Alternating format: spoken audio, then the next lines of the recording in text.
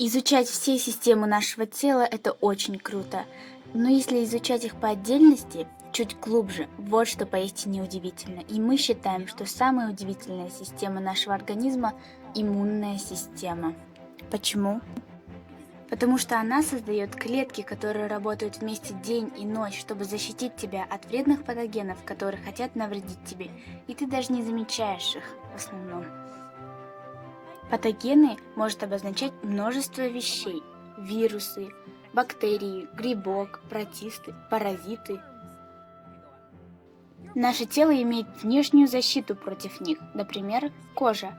Мы называем ее первой линией обороны, потому что она первой не дает этим патогенам проникнуть в твое тело. Слизистая оболочка также помогает в этом деле, например, слизистая носа не дает патогенам проникнуть в тело. Первая линия обороны не специфична, потому что она не выбирает, что блокировать от проникновения в твое тело. Но все же иногда патогенам удается проникнуть внутрь, и когда они проникают внутрь, наша иммунная система делает все возможное, чтобы исправить это. Все-таки это не впервые. Давайте представим, что они разбили первую линию обороны. Что ж, вторая линия обороны включает в себя воспалительную систему. Чтобы объяснить это простыми словами, давайте представим, что вы наступили на острую ветку, и на этой ветке были бактерии в вашей ноге. Повреждение от этой ветки может побудить некоторые клетки к действию, такие как тучная клетка. Эти клетки полны жидкости, которая помогает им справиться с аллергической и воспалительной реакцией. Одной из таких жидкостей является гистамин. Если они вынуждены использовать гистамин, то это повлечет за собой разбавление крови. Кровяные сосуды расширятся рядом с местом травмы. Также гистамин делает кровяные сосуды более пропекаемыми. Расширение и обтекаемость кровяных сосудов помогает большинству белых кровяных клеток, таких как макрофаги, достичь данной местности. Макрофаги делают то, что у них получается лучше всего – они поглощают патогены. Кроме того, ваше тело имеет вспомогательную систему. Это не то, что вы думаете. Она в основном помогает или дополняет иммунную систему. Она может работать со специфичными и неспецифичными реакциями. В данной ситуации высвобождение вспомогательной системы помогает макрофагам достичь цели и поглотить патогены. Когда угроза обезврежена, поврежденная зона может вернуться к нормальному состоянию. Патогены были уничтожены, так или иначе, это тоже была неспецифичная реакция. Кто знает, что было на этой палке? Это ведет нас к третьей линии обороны, специфичной линии обороны. Если у вас когда-нибудь была простуда, то вам нужно сосредоточиться на ней. Как мы говорили, до этого наша иммунная система очень сложный комплекс реакций. Мы проходим лишь основы и будем продолжать проходить их, но здесь множество деталей и вероятностей, которые мы не сможем уместить в короткое видео. Мы хотим, чтобы вы сами нашли это. Как мы упоминали до этого, что если нам нужно целенаправленное реагирование? Мы приближаемся к кое-чему, что известно как адаптивный иммунитет. Он отвечает за антиген. Антиген – это то, что тело не распознает как часть себя. В данном случае это что-то может быть частью патогена.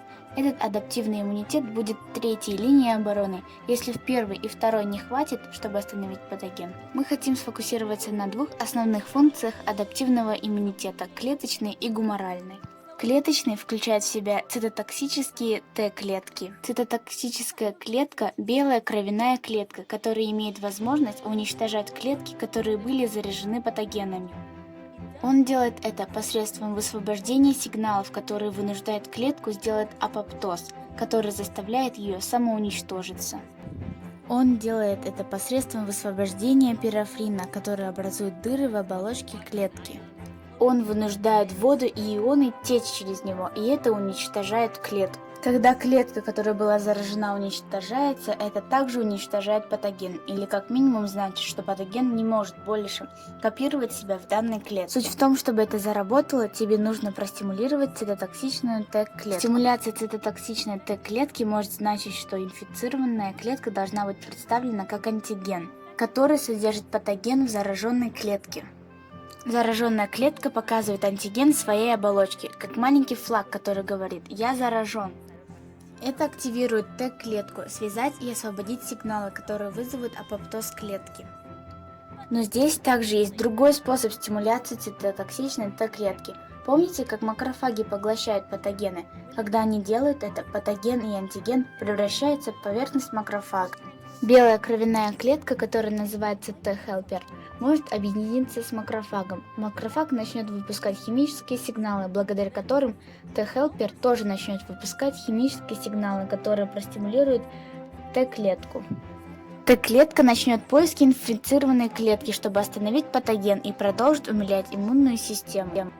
Это клеточная реакция, если говорить по-простому. Т-хелперы помогают не только в клеточных реакциях, но также в гуморальных.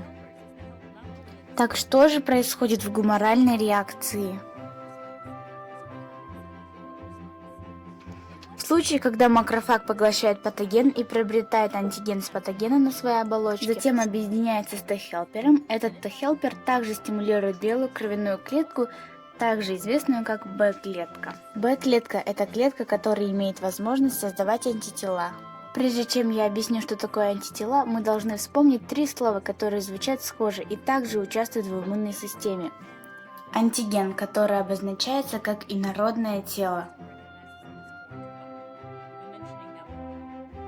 Антибиотики – это субстанции, которые уничтожают специальные бактерии. Но антитела – что-то совсем другое. Антитела – это протеины, которые похожи на Y по своей форме. Антитела имеют антигены, которые объединяют зоны, где специфические антигены были объединены. Их можно найти в крови, а также в слизи, в слюне, в грудном молоке и так далее. Есть множество видов антител, например, IgE, могут защитить нас от паразитов, а также ответственен за множество аллергических реакций. Антитела в основном очень специфичны, так что здесь обязательно должно быть антитело, которое может связать антиген. Когда антитела связывают антиген, они могут отключить патоген с помощью способности двигаться, размножаться или же вредить. Связывание также может обозначить макрофагом, что здесь патоген, иди и поглоти его. Так что активация Б-клеток может служить причиной появления антител, а также это часть гуморальной реакции. Пока Б-клетки будут активированы Т-хелперами, они также могут быть активированы свободными антигенами, которые будут контактировать с ними. Сейчас мы хотим упомянуть, что они имеют реакции клетки памяти. Это клетка памяти Б и клетка памяти Т. Клетка памяти Б содержит память об антигенах, которыми они подвергались. Клетка памяти Б может активировать клетку плазму Б, которая производит антитела.